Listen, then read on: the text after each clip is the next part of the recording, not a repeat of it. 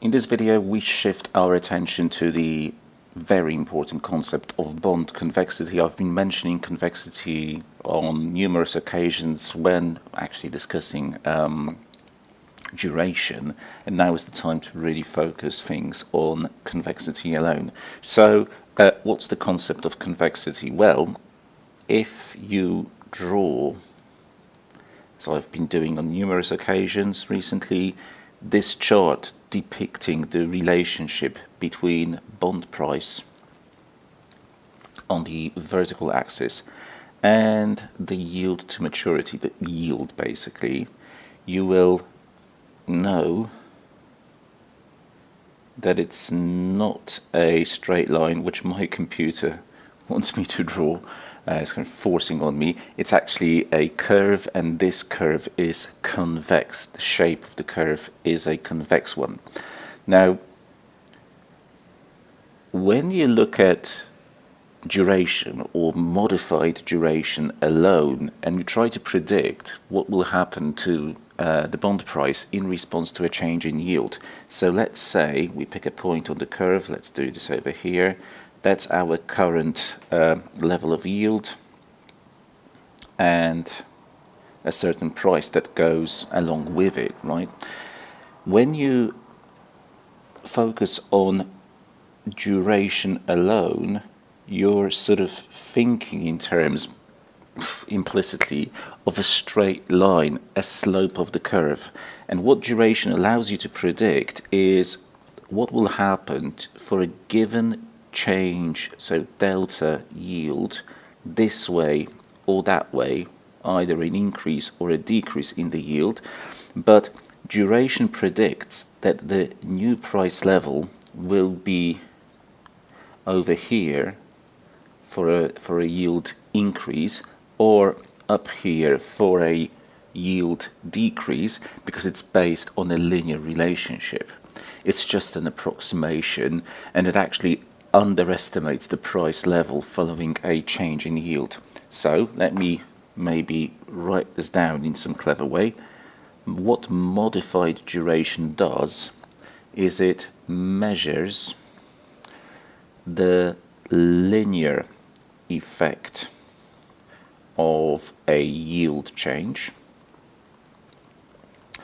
obviously on bond price, what will happen to the bond price given a change in yields. And because it's a linear effect, we call this a first order effect. Okay, so let's make this a little bit more explicit. If this is the price, at point zero, sort of the starting price, duration will predict that the new price given a yield drop will be up here, or that it will indeed drop down to here for a change in the other direction. So these two arrows, which I've highlighted in yellow, let's just point to them and say that this is the price change estimated, let's say, by duration, but duration alone. And it's important to appreciate, you may get this in the exam as a theoretical question, or as a question where you can easily score a point without doing too much computation. In reality, if there was a drop in yield, the price would react with a bigger increase than duration alone predicts, because what's on the curve is the real price, and it's underestimated by duration. So for a yield drop, duration underestimates the price pop, the price increase, because it only estimates you're going to get up to here when there is also a bit left. But conversely, for a yield increase, duration on its own overestimates the size of the price drop, because it kind of predicts, oh, the price will go down here, whereas in reality the drop is not as severe. In reality, this is where you'll get to if you really focus, if you really know what the curve looks like. So duration, what we can definitely say is that duration alone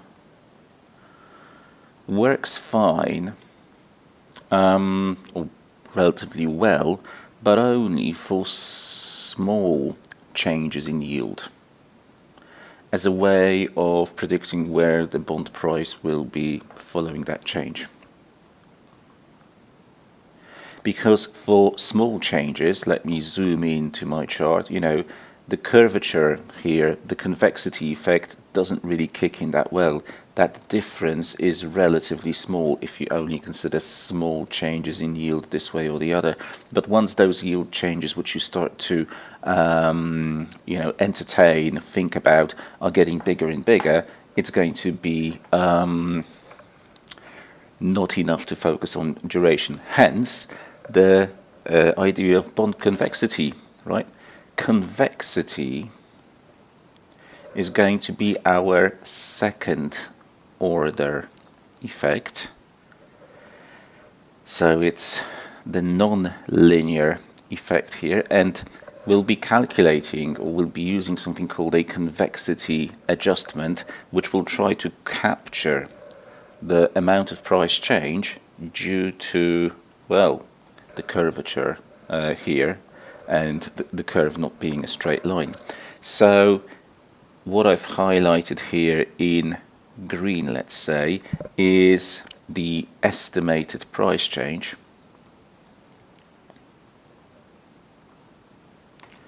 due to convexity. And please note, or please appreciate, that convexity is actually complementary to duration, so you use them together. You calculate the price change due to duration, and then you add on a convexity adjustment. And because you start with duration, and in reality the price change or the actual price is not as low as duration alone would suggest, the convexity adjustment is always positive for the price. Okay, good. Right, so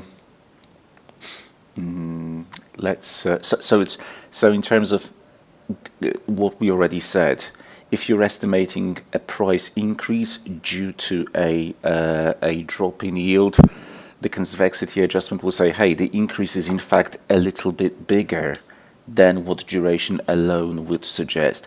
Or if there's a price drop due to the yield going in the other direction, the yield going up, the convexity adjustment will once again be positive in the sense of making the drop less severe. Because the actual drop is down to here, whereas duration would suggest, oh, it goes down to there. Hopefully that makes sense. So what I want to write down is that for larger changes in yield, duration alone will not be sufficient. So is insufficient. We absolutely need a convexity or the convexity adjustment. Right.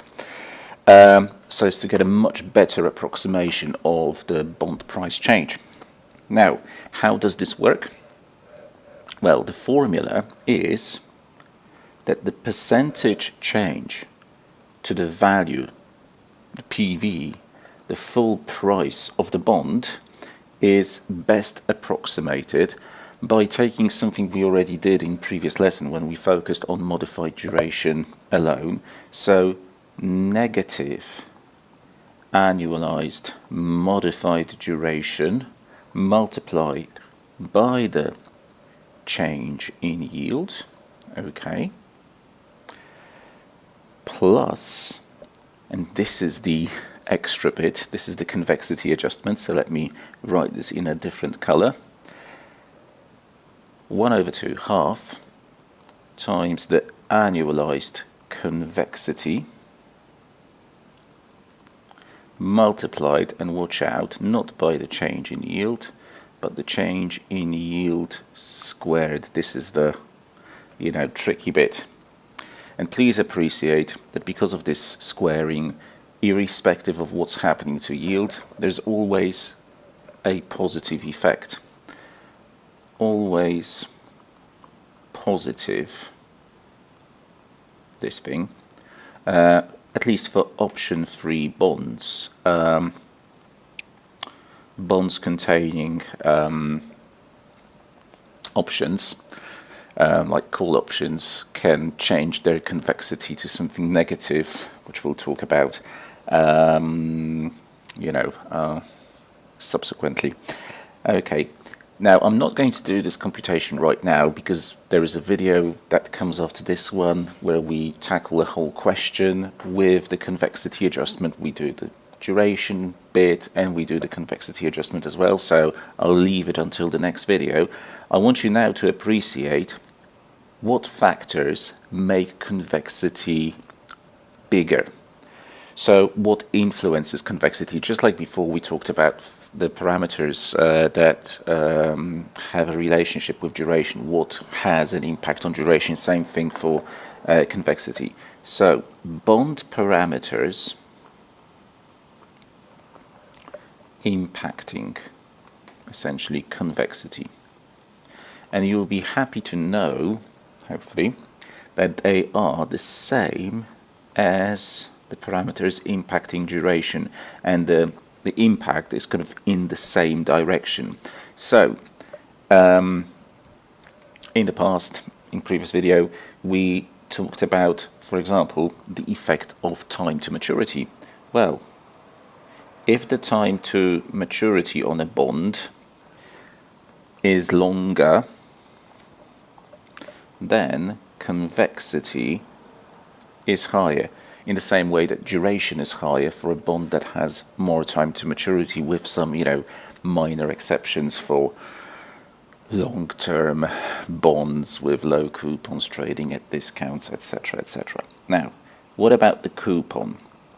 You will perhaps, hopefully, remember that if the bond has a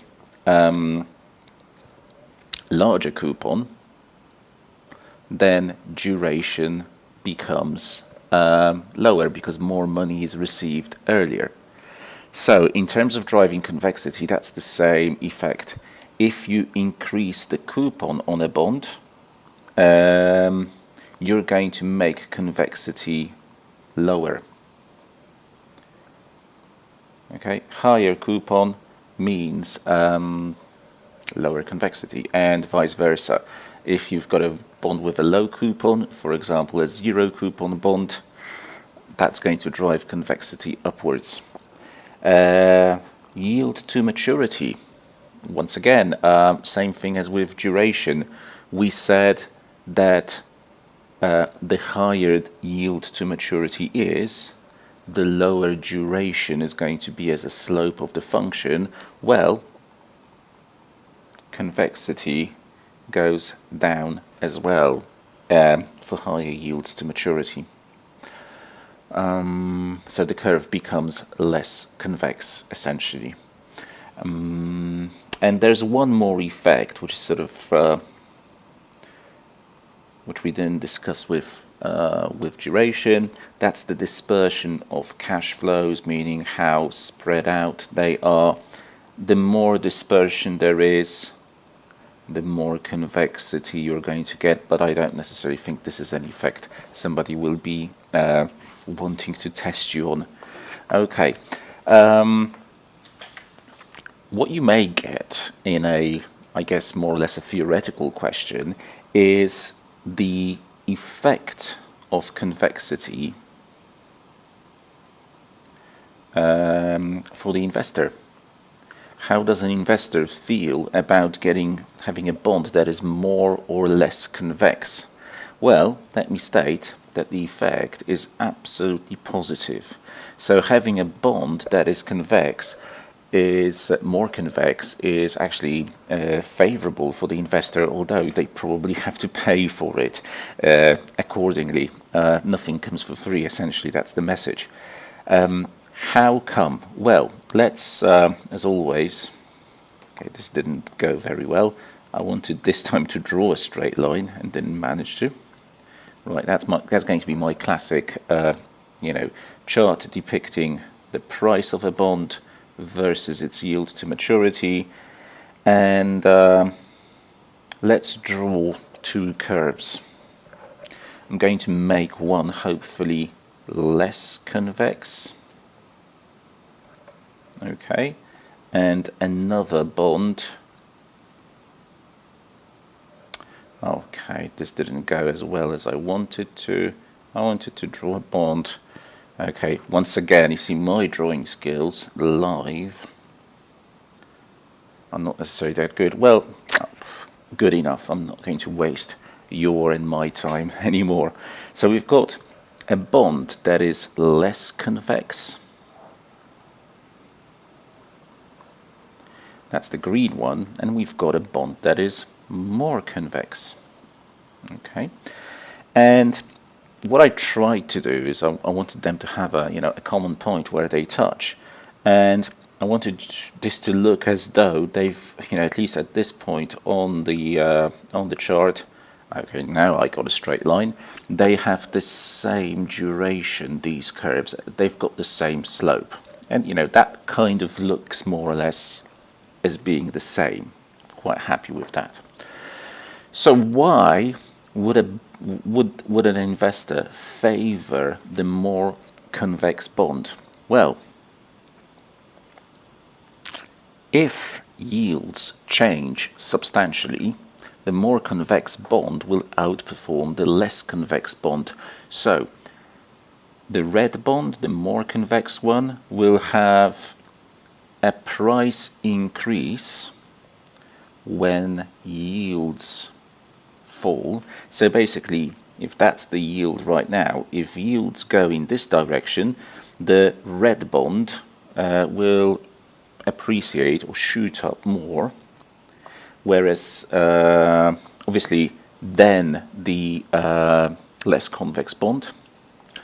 And in terms of a price drop, well, this one shoots up more when yields drop, but the price drop if yields go in the other direction for the more convex bond is not as severe as for the green one. So price drops less when yields go up.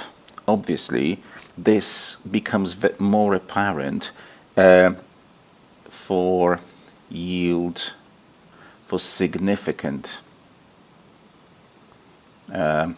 yield changes, right? For small yield changes, it will not really give much of a difference, but it generally, under both conditions, outperforms the less convex bond. So it would be the preferred bond to hold, other things being equal, like credit risk, etc., etc. However, as I said, because convexity is favorable for the investor, you kind of typically have to pay for it, and the price will be higher. So on once you take the price into account, they're kind of the same anyway. But in theory, it's less risky to hold a more convex bond than a less convex bond. Now, we've talked about how to use convexity, and we're going to do that in the next video. We're going to solve a problem where we do some computations. We estimate what will happen to the value of a bond. We talked about what influences convexity. We talked about its nature and what it does to the investor. But we haven't really said how to calculate the convexity parameter itself, that annualized convexity. How is that done? So let me write down over here, computing convexity. And okay, this is a bit problematic because the learning outcome statement, the relevant learning outcome statement in your curriculum states calculate and interpret convexity. So you now know how to interpret it, you'll know how to apply it if you watch the next video, but how do you actually calculate it? There are three ways in which this can be done. One is to use Excel, or basically, instead of using Excel, we could create a paper table similar to that which we did to compute Macaulay duration. Unfortunately, the final column is much more difficult to compute. You have to do lots of manipulation with the data from the columns, and in the exam, it's unrealistic to expect you to have to do this. It's just too time consuming. So you won't have to do it. The calculator I've got doesn't compute convexity anyway, so there's no shortcut on the calculator. There is a possibility to use a calculus-derived equation, but that's not even given in the book. And there is a third method called approximate convexity, which works in a very similar way to what you do with approximate modified duration. And if anything, I would expect, if the examiner is really tough on you and gives you a tough question, you may have to calculate approximate convexity, but it's a bit of a pain, to be honest. It's a pretty complicated thing anyway, so I'm not sure they will do it. But just in case, I want to show you how the formula works with a little bit of an example here. So let's go ahead and do that. I'm going to write the formula first. Approximate convexity. Now, PV minus. So you should be recalling what we did with approximate modified duration. But this time, instead of deducting something, I'm going to add PV plus deduct 2 times PV 0. Okay, I'll write the formula down first and explain what it means next. And in the denominator, you've got the change in yield squared times PV0. Now, it's your call whether you want to memorize this. I never did, and it was fine. I passed the exam. So your book has examples of this, but I wouldn't really get yourself too concerned about this. Because approximate computations, both with modified duration and with convexity and anything else with bonds, are very useful for doing analysis on bonds with embedded options like call options. Maybe, please appreciate that this is where it actually gets used. Now I'm going to just utilize some figures that I also used in the past in previous videos. A very simple example that I used to compute approximate modified duration.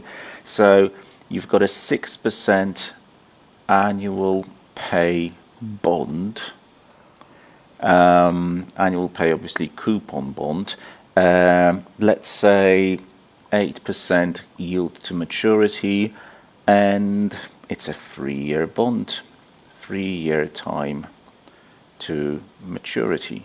Nice and simple. And I'm going to use this data and assume that we want to compute approximate modified duration, convexity for a 5 basis point change in yield. So use a 5 basis point change up or down in yield, okay, to compute approximate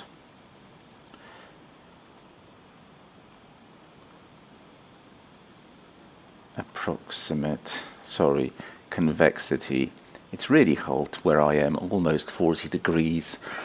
I've got a big heat wave, so my writing skills have diminished a bit. Apologies for that. It's the weather. What can you do? Right. Now, I don't expect you to have to do this in the exam. I just want to potentially show you how you would apply this formula. Right. We've got data which allows us to compute bond prices. So take your Texas Instruments calculator, as I'm doing right now, and we're going to use the time value of money worksheet. So clear it first, second FV, and let's get cracking first with a computation of PV0, the current bond price, right?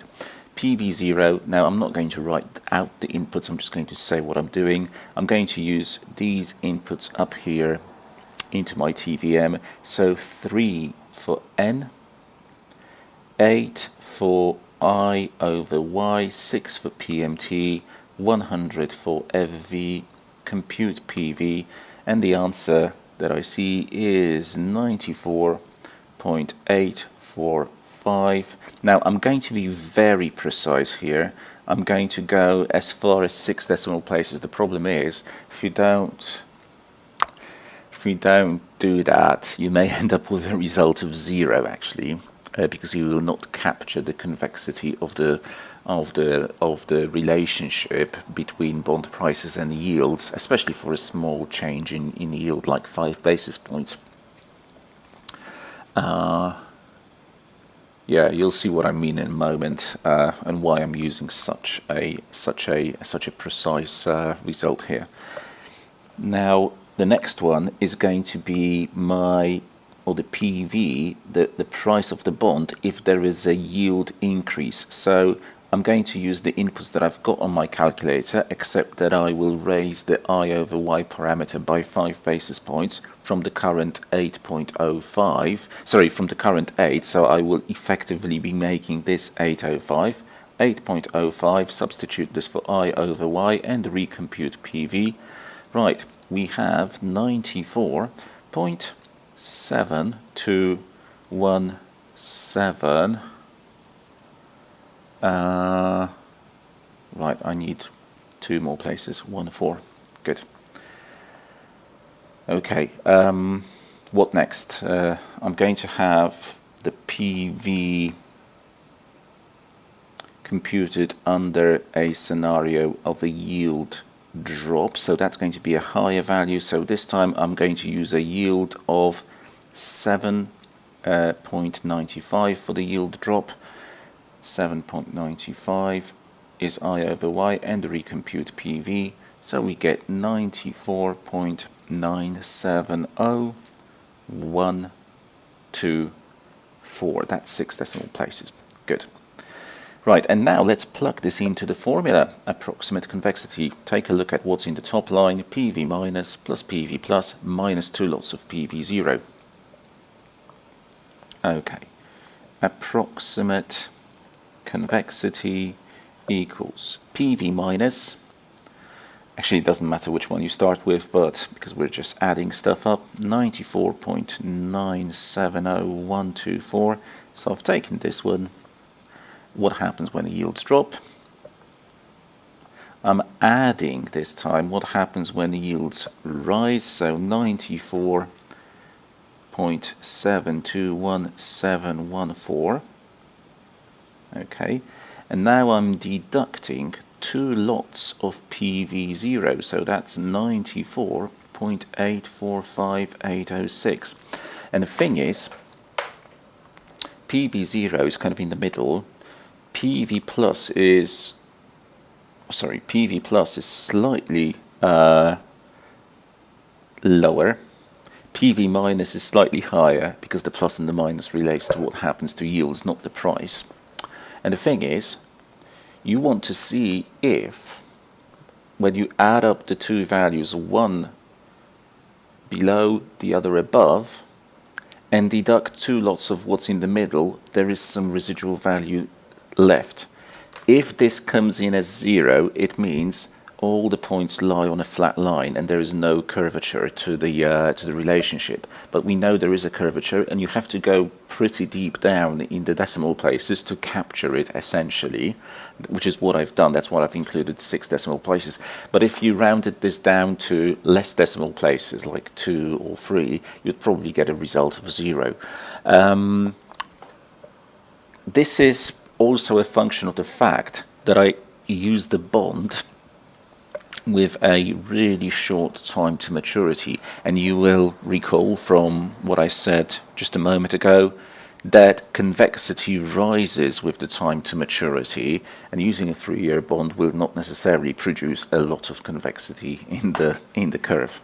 Right. We divide this by, let's have a look, the change in yield squared times PV0. Now the change in yield which we used here was 5 basis points. No need to double this. We just do 0.0. Now I have to be careful. Express this as a decimal in decimal format. So always, right, as in decimal format. So if 100 basis points is 1%, that would be here, right? 5 basis points is 500th of a percent. So you have to go down to the 4th place after the decimal point, the dot, essentially to capture 500ths of a percent. And we square this, multiply it by the initial PV0. That's 94.845806. Okay, let's see what we get. Got my calculator.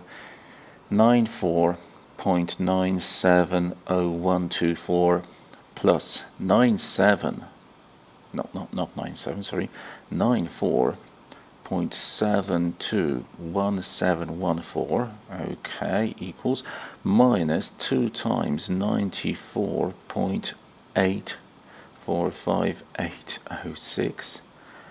Okay, we have something residual left, but you can see how far down the order, on what decimal place it is. You know, you have to, first 3 decimal places show 0. And I divide this by open bracket 0.0005 squared times 94.845806, close bracket. Okay, my approximate convexity here is 9.5313, and essentially this is what you would use in the formulas where you're supposed to, you know, as annualized convexity as for the adjustment, which we'll be doing in the next video together via a question. Right, one more thing that I want to say here. In a previous video, I went from modified duration to money duration, and you can do the same thing with convexity as well. So let's recall the previous formula that we were in fact using.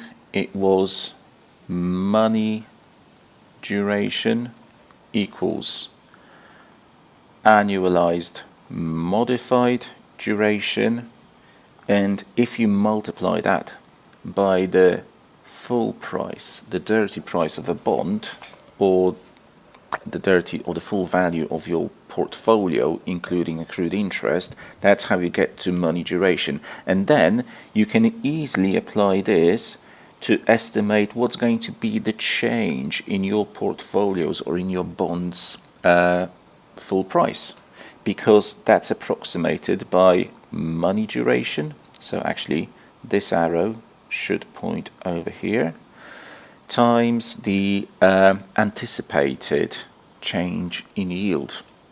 Okay, and we did a little example on this in a previous video.